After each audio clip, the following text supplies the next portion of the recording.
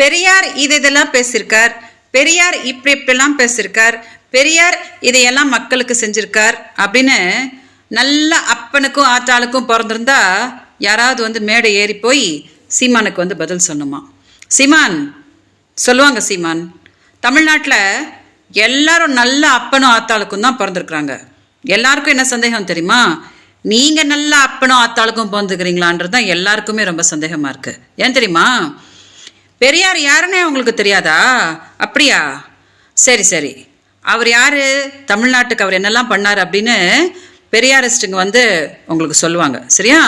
அப்புறம் திராவிட மாடல்ன்றது திருட்டு மாடலா?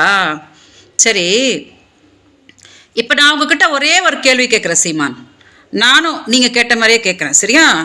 நீங்களும் நல்ல அப்பனும் ஆத்தாளுக்கும் பிறந்திருந்தீங்கன்னா இப்போ பிரச்சாரம் பண்ணிட்டு இருக்கீங்களே ஈரோட்லேருந்து, அந்த மைக்கை பிடிச்சிக்கிட்டு, அந்த மைக்லேயே எனக்கு கொஞ்சம் பதில் சொல்லுங்கள் சீமான்.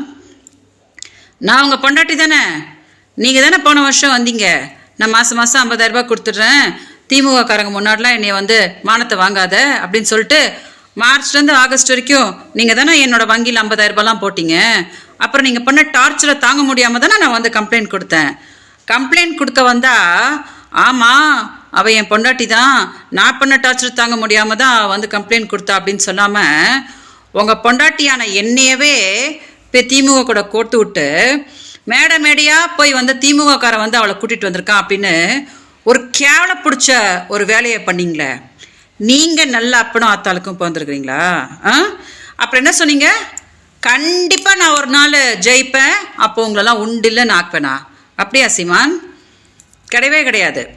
இந்த ஜென்மத்தில் நீங்கள் ஜெயிக்க மாட்டீங்க. என்னோட சாபம் உங்களை ஜெயிக்கவே விடாது. இப்போ கூட நினச்சிட்டு இருக்கீங்களா தொண்டை கத்த நம்ம ஜெயிச்சிருவோம் அப்படின்ட்டு? ஒன்றும் கிடையாது. அன்றைக்கி சந்தோஷ் சொன்னார் பார்த்தீங்களா, ஸ்கைப்பில் சேரநாதன் பேசும்போது விஜயலட்சுமி பக்கத்தில் இருந்தாங்கன்னு. அன்றைக்கே தமிழ்நாட்டுக்கு என்ன உலகத்துக்கே தெரிஞ்சு போச்சு நீங்கள் நல்ல அப்பனும் ஆத்தாளுக்கும் பிறக்கவே இல்லை அப்படின்னு சொல்லிட்டு. அதனால் மீடியா தயவு செஞ்சு இதை கொஞ்சம் டெலிகாஸ்ட் பண்ணுங்கள்.